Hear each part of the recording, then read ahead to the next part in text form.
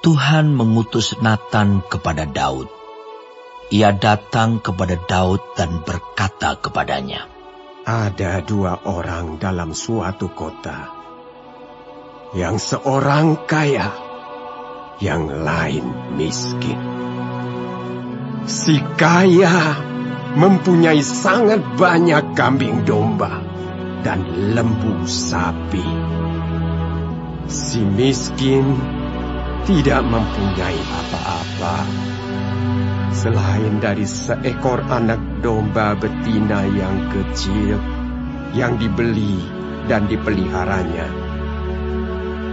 Anak domba itu menjadi besar padanya bersama-sama dengan anak-anaknya, makan dari suapnya dan minum dari pialanya dan tidur di pangkuannya, seperti seorang anak perempuan baginya.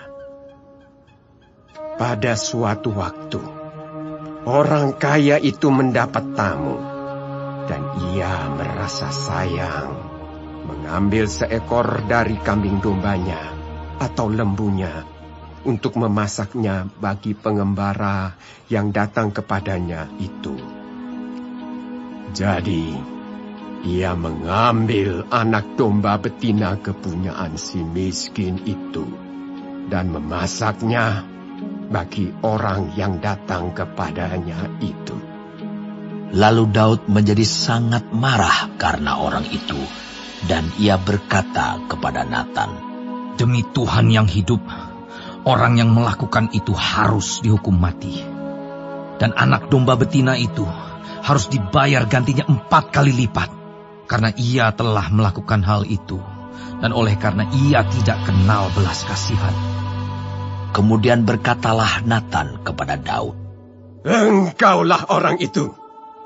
Beginilah firman Tuhan, Allah Israel.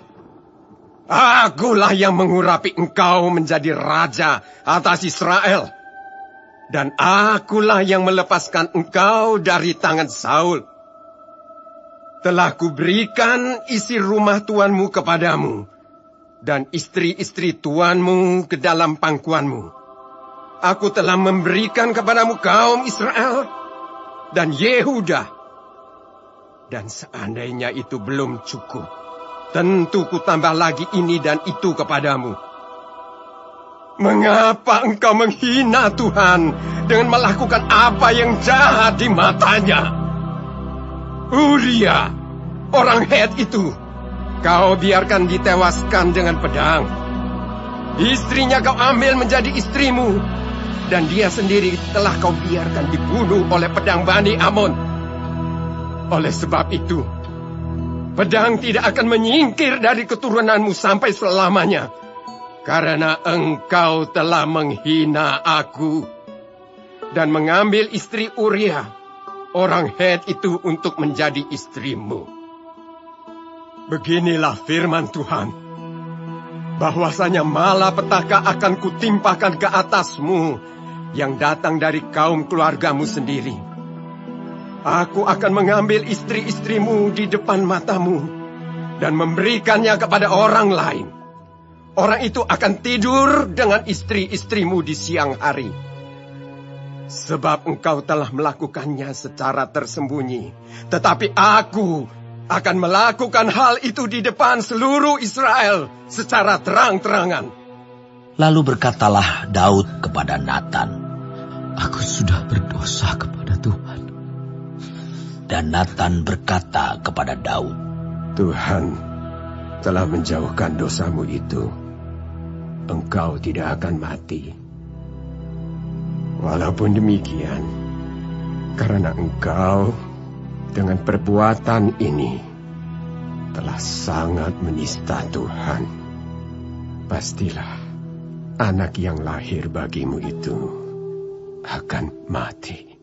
Kemudian pergilah Natan ke rumahnya, dan Tuhan menulahi anak yang dilahirkan bekas istri Uria bagi Daud, sehingga sakit.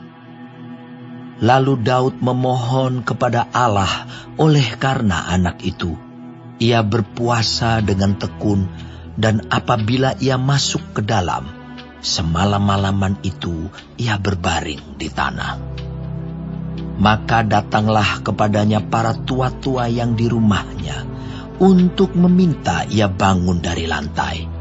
Tetapi ia tidak mau. Juga ia tidak makan bersama-sama dengan mereka. Pada hari yang ke-7 matilah anak itu. Dan pegawai-pegawai Daud takut memberitahukan kepadanya bahwa anak itu sudah mati. Sebab mereka berkata, ketika anak itu masih hidup, kita telah berbicara kepadanya. Tetapi ia tidak menghiraukan perkataan kita. Bagaimana kita dapat mengatakan kepadanya, anak itu sudah mati? Jangan-jangan ia mencelakakan diri.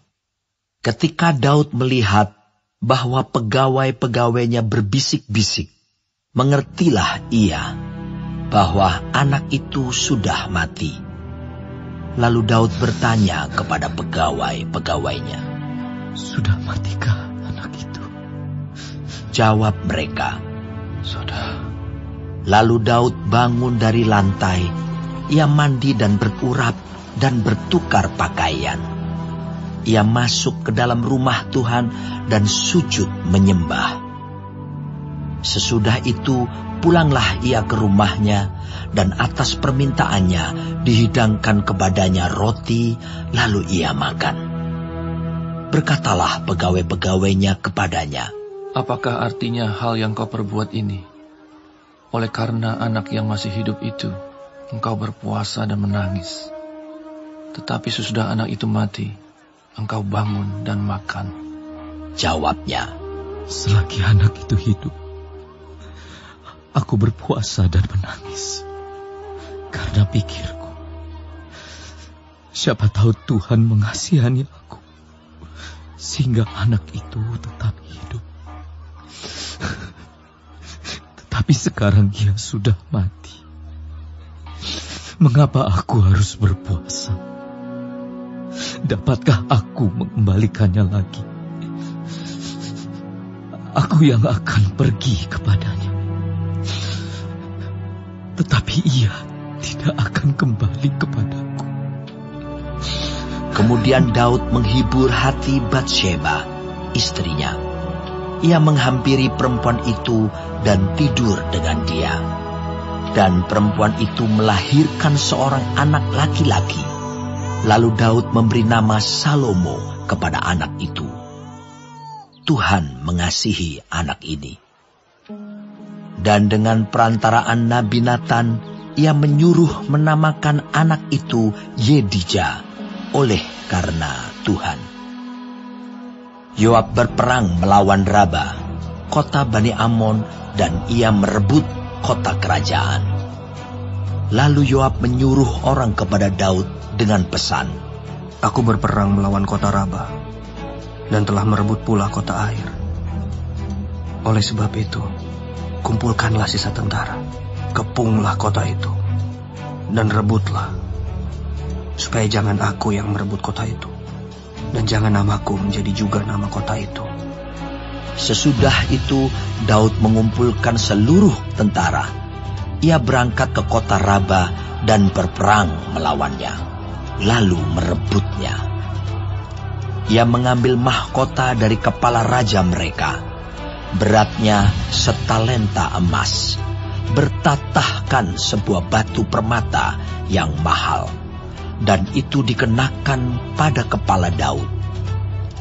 Juga diangkutnya banyak sekali jarahan dari kota itu. Penduduk kota itu diangkutnya dan dipaksanya bekerja dengan gergaji, penggerek besi, dan kapak. Juga dipekerjakannya mereka di tempat pembuatan batu bata. Demikianlah juga diperlakukan Daud segala kota Bani Amon. Sesudah itu pulanglah Daud dengan seluruh tentara ke Yerusalem.